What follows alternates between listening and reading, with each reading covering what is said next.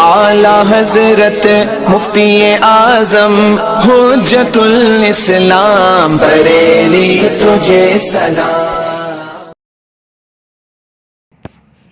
وجہ بسم اللہ الرحمن الرحیم، وجہ تشبیہ کے تعلق سے یہ بیان فرمایا کہ وجہ تشبیہ وہ معنی ہے جس میں طرفین مشترک ہوں، چاہے وجہ تشبیہ محقق ہو یا متخیل۔ ذرا توجہ رکھو گے تبھی سمجھ میں آئے گی اچھی بات۔ وجہ تشبیہ متحقق زید کالاسد فی الشجاع وغیرہ ذالک، یہ تو بہت ساری مثالیں ہیں۔ وجہ تشبیہ متخیل، تو متخیل ہونے کا معنی یہ کہ اس وجہ تشبیہ کا وجود مشبہ اور مشبہ بھی دونوں میں یا ایک میں بطریق تحقیق نہ ہو بلکہ بطریق تخیل ہو۔ مشبہ اور مشبہ بھی دونوں میں یا ان میں اسے کسی ایک میں وجہ تشبیہ کا وجود تحقیقی نہ ہو، محقق نہ ہو بلکہ متخیل ہو، صرف باعتبار تخیل اور باعتبار تعویل ہو۔ اب اس کی ایک مثال ہے اور اسی مثال کو علامہ سعد نے بڑی تفصیل، توضیح، تشریح کے ساتھ میں سمجھایا ہے۔ پہلے شعر سنو۔ کأن النجوم بین دجاہ سنن لاح بینہن ابتداء۔ ابتداء بدعت کے معنی میں ہے۔ سنن لاح بینہن ابتداء، وہ سنتیں جن کے درمیان بدعتیں چمک رہی ہیں۔ تو بیٹا اس میں قلب ہے، قلب ہے اس میں۔ سنتوں کے درمیان بدعت نہیں چمکتی ہیں بلکہ بدعتوں کے درمیان سنتیں چمکتی ہیں۔ اس لیے یہ بات ذہن نشین رکھنا کہ اس میں قلب ہے، خود علامہ سعد بتائیں گے۔ اب پہلے آپ تشبیہ سمجھو، مشبہ سمجھو، مشبہ بھی سمجھو، پھر وجہ تشبیہ سمجھو، اور پھر یہ بطریق تخیل کیسے یہ سمجھو، تب بات پوری واضح ہوگی۔ شاعر کہتا ہے، الشاعر کیا کہتا ہے نور محمد، اس کے سمجھنے سے پہلے ان کی بات میری زبان میں سمجھو۔ رات کی تاریکی ہوتی ہے نا؟ رات تاریک ہوتی ہے یا رات کی تاریکی ہوتی ہے، دونوں بول سکتے ہیں۔ اور رات کی تاریکی میں تارے چمکتے ہیں، نہیں چمکتے ہیں کیا؟ اور تاروں کی چمک اس لیے کہ اندھیرا ہے۔ اندھیرا نہ ہو تو تارے نظر آئیں گے؟ بولو ہاں۔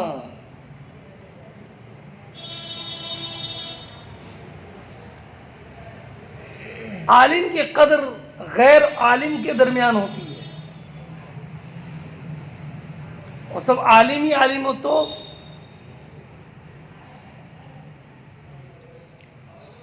روشنی کی قدر تب ہوتی ہے کہ جب کہ تاریکی ہو، اور اس سے تاریکی کا ازالہ ہو۔ دن میں بلب جلانے سے کیا فائدہ جب کہ اس کی روشنی دن کے اجالے کے برابر ہو۔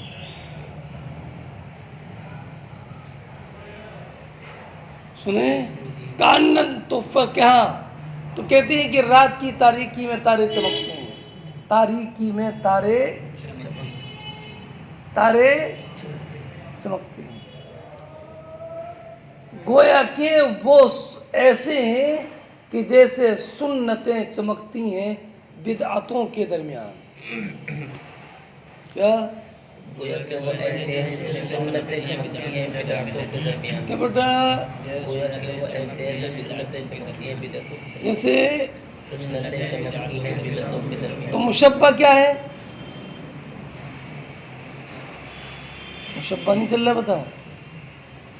ارے مشبہ ہے نا تارے جو تاریکی کے درمیان چمک رہے ہیں، اور مشبہ بھی بدعتوں کے درمیان سنتوں کا چمکنا. دونوں ہو گئے. تشبیہ تو سمجھ گئے. اب وجہ شبہ کیا ہے؟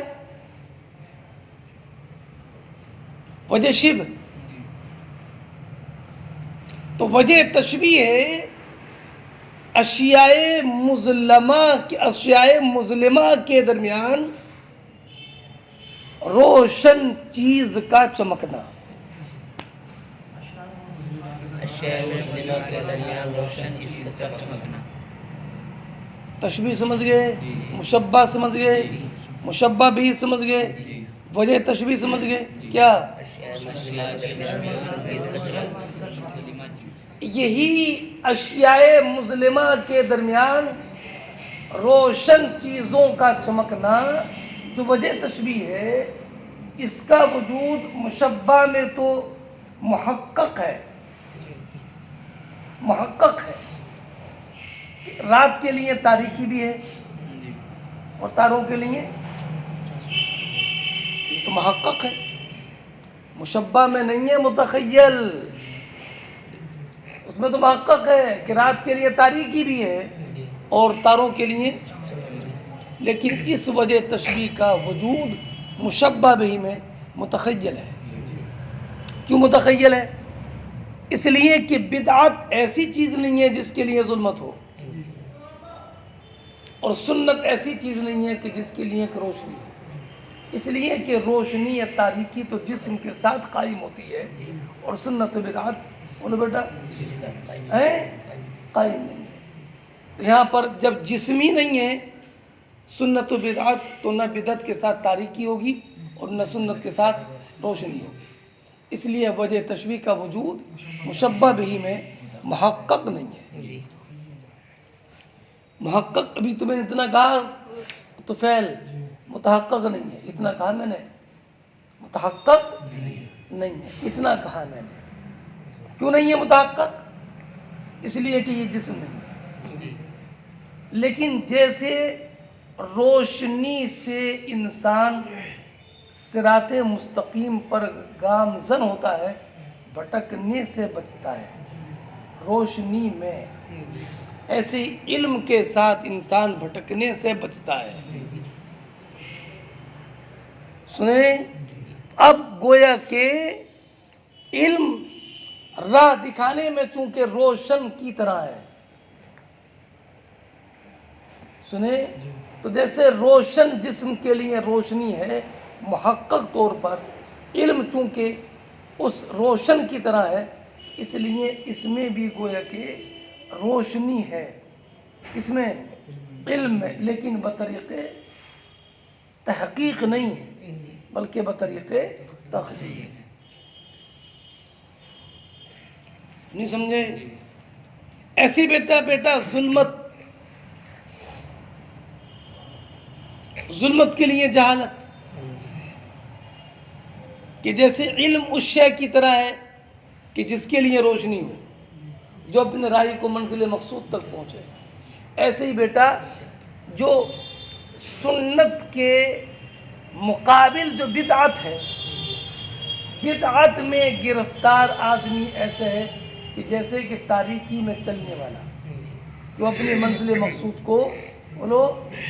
ایسی بدعت میں گرفتار آدمی بھی منزل مقصود تک نہیں. تو ہر وہ چیز جس میں بدعت ہو، ہر وہ چیز جو بدعت ہو ہے نا، وہ اس کی طرح ہے جو کہ تاریک ہو. اور علم اور سنت اس کی طرح ہے کہ جس کے ساتھ کی روشنی قائم ہو. اور جب اس کی طرح ہے تو جس کے ساتھ روشنی قائم ہو اس میں روشنی تحقیقاً ہے، اور علم اسی کی طرح ہے، اس میں روشنی تخیلا ہے. ایسے ہی ظلمت میں ظلمت جو تاریکی ہے یہ تو متحقق ہے، اور بدعت میں جو تاریکی ہے یہ متحقق نہیں ہے بلکہ متخیل ہے. بس ذہن میں آئی؟ یہاں پر وجہ تشبیہ کا وجود بولو مشبہ میں متحقق ہے اور مشبہ بھی میں یہی بتانا ہے کہ وجہ تشبیہ کا وجود کبھی دونوں میں متحقق ہوتا ہے اور کبھی دونوں میں یا ایک میں متخیل ہوتا ہے. علامہ سعد فرماتے ہیں کہ اسی لیے کہ جب آپ نے مان لیا کہ سمجھ لیا کہ سنت ایسے ہے کہ جیسے روشن ہے اور کفر و گمراہی اور بدعت ایسے ہے کہ جیسے کہ بولو تاریکی ہے. بات تو پوری ہوگی بیٹا، بات تو میں نے سمجھا دی پوری. وہ اگلی بات شروع کر رہا ہوں میں. وہ تو سمجھ گئے کہ وجہ تشبیہ متخیل ہے. اب علامہ سعد اسی بات کو آگے بڑھا کر اور کہتے ہیں کہ جب آپ نے سمجھ لیا کہ سنت ایسے جیسے کہ روشنی والی اور بدعت ایسے جیسے کہ کفر ایسے جیسے کہ، اسی لیے نبی کریم نے فرمایا اتیتکم بالملۃ الحنیفیہ البیضاء السمحہ، اے لوگوں میں تمہارے پاس وہ دین لے کر آیا ہوں. الحنیفیہ حنیف کی طرح منسوب ہے جو ہر باطل سے جدا ہے. السمحہ آسان ہے. البیضاء روشن ہے. تو ملت کے لیے بیضاء کا ثبوت ہے. ارے ملت کے لیے بیضاء سمجھ تو بیضاء ابیض کی مؤنث بیضاء. تو سرکار نے جو ملت کو بیضاء فرمایا وہ اسی لیے کہ چونکہ جیسے روشنی میں انسان اپنی منزل مقصود تک پہنچتا ہے ایسے ہی دین اسلام پر قائم رہ کر انسان اپنی منزل مقصود تک پہنچتا ہے. تو یہاں پر وجہ تشبیہ کا تحقق بطور تحقیق نہیں ہے بلکہ بطور تخیل ہے. سمجھ گئے؟ ارے نہیں سمجھے؟ ایسے ہی کفر کے لیے سرکار نے سواد و ظلمت کا کفر کے لیے سواد و ظلمت کا لفظ بولا جاتا ہے. جیسے بولتے ہیں شاہدت من جبین فلاں سواد الکفر، میں نے فلاں کی پیشانی میں کفر کی سیاہی محسوس کی. تو بیٹا کفر کی سیاہی ہوتی ہے کیا؟ بولو. لیکن بات وہی ہے کیا کہ کفر اس چیز کی طرح ہے جو کہ ظلمت والا ہے، اس لیے اس کے لیے سواد کو ثابت کیا گیا ہے. اتنا سمجھ گئے جتنا میں نے سمجھایا؟ اب بیٹا ترجمہ کرو. بیٹا پوری بات سمجھ تو گئے؟ فرماتے ہیں جیسے شاعر کا یہ قول کان النجوم بین الدجا، دجا دجیتن کی جمع، ظلمت ضمیر لیل کی طرف لوٹ رہی ہے. اور ایک روایت میں دجاہا ہے، تو دجاہا پڑھیں گے ضمیر کا مرد نجوم ہوں گے. گویا کہ تارے رات کی تاریکی کے درمیان ایسی بدعتیں ہیں جن کے درمیان سنتیں چمک رہی ہوں. یہ کلام بطور قلب کے ہے. ایسی بدعتیں ہیں جن کے درمیان بولو. تو وجہ تشبیہ، اس تشبیہ میں وہ حیت ہے جو حاصل ہو کس سے؟ روشن سفید چیزوں سے، جو روشن اور سفید چیزیں تاریک چیز کے درمیان ہوں. ملا فہیہ، تو یہ حیت مشبہ بھی میں، مشبہ میں تو موجود ہے لیکن مشبہ بھی کیا؟ یہ سنن بین الابتداعی ہے نا بیٹا، حمزہ نہیں ہے. یہ مشبہ بھی وہ سنتیں جو بدعتوں کے درمیان ہوں. وجہ تشبیہ یہ مشبہ بھی میں، مشبہ کون؟ بدعتوں کے درمیان سنتیں، ان میں یہ موجود نہیں ہے مگر بطریق تخیل. ملا آگے کیا بیٹا؟ اس میں کیا ہے؟ وہ سنن تھوڑی ہے. ہاں یہ زائد ہے بیٹا، اس میں یہ زائد ہے، اس میں نہیں ہے نا. ہاں یہ زائد ہے. وذالک، یہ تو بے معنی نا، وہ سنن تو بے معنی ہے. وذالک، ارے ملا. اور وجہ تشبیہ کا وجود مشبہ بھی میں بطریق تخیل ہونا اس اعتبار سے ہے کہ جب بدعت اور ہر وہ چیز جس میں کہ جہل ہو یہ اپنے حامل کو بنا کر دیتی ہے جو ظلمت میں ہو وہ راہ کی منزل مقصود کی راہ نہیں پاتا، اور وہ اس سے بے خوف نہیں ہوتا کہ اسے کوئی غیر پسندیدہ چیز پہنچے۔ تو شبہت البدعت ملا بیٹا، تو بدعت کو تشبیہ دی گئی ظلمت سے، اور وَلَزِمَ بِطَرِيقِ الْعَكْسِ، اور اس کے عکس کے طور پر لازم آیا۔ کیا لازم آیا؟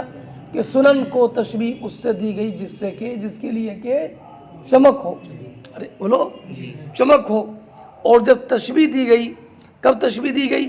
اذا اريد ان تشبہ سنہ، بولو جب کہ آپ ارادہ کریں تشبیہ کا کہ آپ سنت کو اور وہ جو علم ہے اسے تشبیہ دے نور سے۔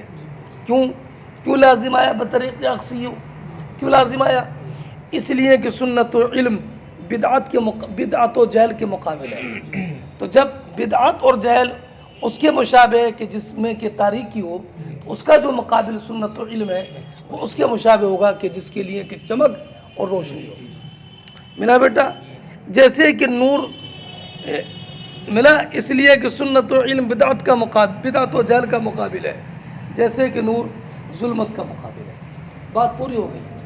فرماتی ہیں وَشَاعَ ذَلِكَ، اور سنت و علم کا نور کی طرح ہونا اور بدعت اور کفر کا جہالت کا ظلمت کی طرح ہونا، یہ بات شائع اور ضائع ہے۔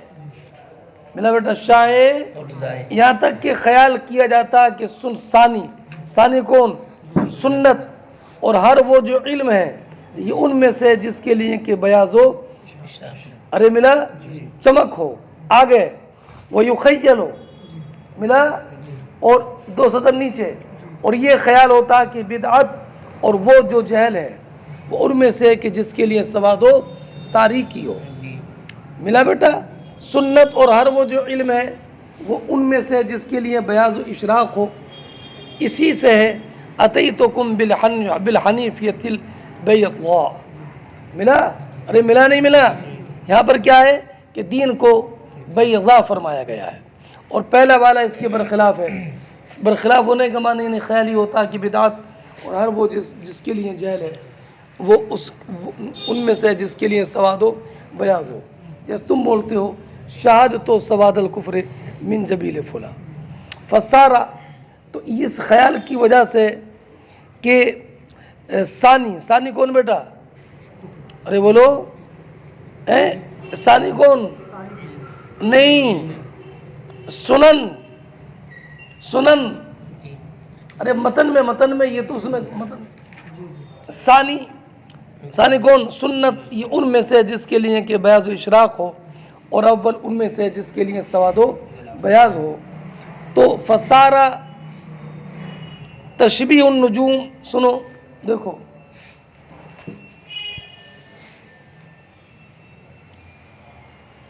بھائی سمجھ رہے ہو؟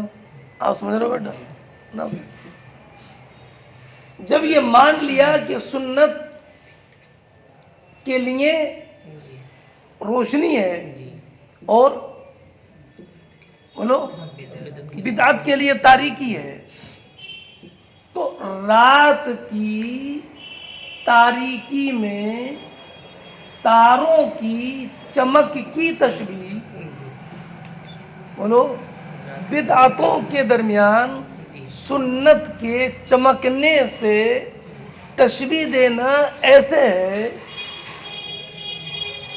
کیا؟ دوبارہ بولو، جب یہ مان لیا کیا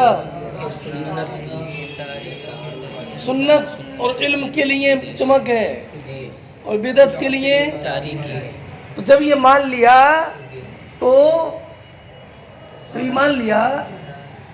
تو رات کی تاریکی میں تاروں کے چمکنے کو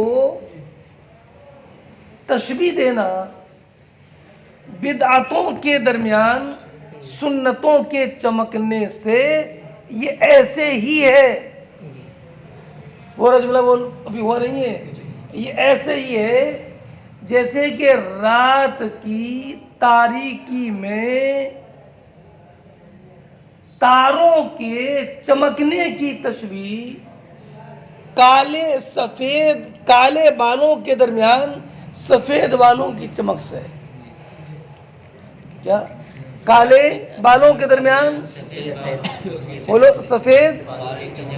تو بیٹا جیسے یہ تشبیہ بالکل محقق ہے.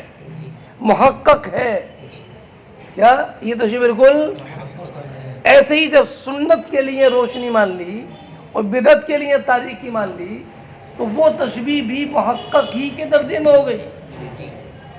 یعنی آپ یوں کہو کہ رات کی تاریکی میں تاروں کا چمکنا ایسے ہے جیسے کالے بالوں کے درمیان سفید بالوں کا چمکنا، یا یوں کہو کہ رات کی تاریکی کے درمیان تاروں کا چمکنا ایسے ہے کہ جیسے کہ بدعتوں کے درمیان سنت کا چمکنا، یہ ایک ہی درجے میں ہے. اس لیے کہ آپ نے سنت کے لیے اجالا مان لیا ہے اور بدعت کے لیے نہیں سمجھے بات. ابھی نہیں سمجھو، دوسری مثال سمجھو. آپ نے بیٹا وہ دیکھے ہوں گے پھولوں کے پودے دیکھیں. سفید گلاب دیکھا ہے، لالی گلاب دیکھا ہے. اچھا اس سفید گلاب جو ہوتا ہے اوپر ہوتا ہے نا، اس کی شاخ کیسی ہوتی ہے؟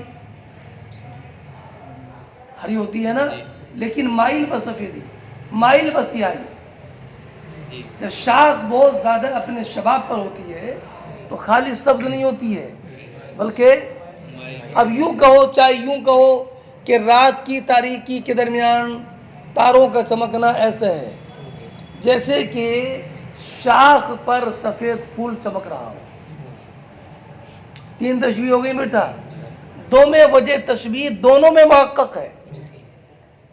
ایک تشبیہ رات کے درمیان تاروں کا چمکنا ایسے ہے جیسے کہ بولو کالے بالوں کے درمیان سفید بال، تو بیٹا یہ بھی بالکل محقق ہے. دوسری رات کی تاریکیوں کے درمیان تاروں کا چمکنا ایسے ہے جیسے شاخ کے اوپر پھول کا چمکنا. تو جیسے یہ تشبیہ بالکل محقق ہے وجہ شیب، تو جب وہاں پر سنت کے لیے روشنی مان لی اور بدعت کے لیے تاریکی مان لی، تو جیسے یہ تشبیہ دونوں ظاہر ہے تو ایسے یہ تشبیہ بھی. تشبیہ کون سی؟ کہ رات کی تاریکی کے درمیان تاروں کا چمکنا ایسے ہے کہ جیسے بدعتوں کے درمیان سنت کا چمکنا. یہ تشبیہ بھی بولو بالکل ویسے ہی ہے جیسے کہ پہلی والی 2 تشبیہ. فرق یہ ہے کہ ان دونوں تشبیہوں میں مشبہ بھی میں بھی وجہ شیب متحقق ہے اور اس میں وجہ شیب متحقق نہیں ہے بلکہ متحقق ہے. سمجھ گئے؟ فرماتے ہیں کہاں گئے فسارا. تو جب یہ خیال کر لیا کہ سنت وہ ہے جس کے لیے بیاض ہو اور کفر وہ ہے کہ جس کے لیے سواد و ظلمت ہو، تو ملا تو تاریکی کے درمیان تاروں کی تشبیہ ان سنتوں سے جو بدعتوں کے درمیان یہ ایسے ہی ہے. کیسے؟ جیسے کہ تاروں کی تشبیہ رات کی تاریکی میں ملا جوانی کے کالے بالوں میں بڑھاپے کے سفید بالوں سے دی جائے. ملا یعنی سفید بال جو کہ کالے بالوں میں ہو. غبل انوار یا تشبیہ ان پھولوں سے دی جائے متعلقہ جو کہ چمک رہے ہوں، ہے نا، بین النبات. بولو بیٹا ان شاخوں کے درمیان جو شاخیں بہت سخت سبز ہوں یہاں تک کہ مائل و سفیدی. تو اس تعویل سے یعنی اس تخیل سے کہ جو رنگ والا نہیں ہے اسے رنگ والا مان لیا کہ سنت سفید رنگ والی نہیں اور کفر تاریک رنگ والا نہیں، لیکن اس تعویل کی وجہ سے یعنی اس خیال سے کہ جو متلون نہیں ہے وہ متلون ہے، تو ظاہر ہو جائے گا کہ تاریکیوں کے درمیان تاروں کا چمکنا اور سنتوں بدعتوں کے درمیان سنتوں کا چمکنا یہ دونوں مشترک ہیں، دونوں دونوں شریک ہیں. کون شریک ہے؟ دونوں. تاریکیوں کے درمیان تارے اور بدعتوں کے درمیان سنتیں، یہ دونوں مشترک ہیں اس بارے میں کہ ان میں سر ایک سفید چمک والی چیز ہے جو کالی والی چیز کے درمیان ہے. پوری بات سمجھ گئے بیٹا؟ ولا یخفا، اور مخفی نہ رہے کہ شاعر کا قول لا ہا بینہن ابتداء، یہ باب قلب سے ہے، یعنی سنن لاحت بین الابتداء. پوری بات ذہن میں آ گئی بیٹا؟ اس کو قاعدے سے تکرار کر کے ذرا سبق یہ تھوڑا توجہ طلب ہے، بار بار تکرار، ایک دو مرتبہ تکرار کر لینا اور پھر آڈیو سن کر کے اس کو ذہن نشین کر لینا. سمجھ گئے بیٹا؟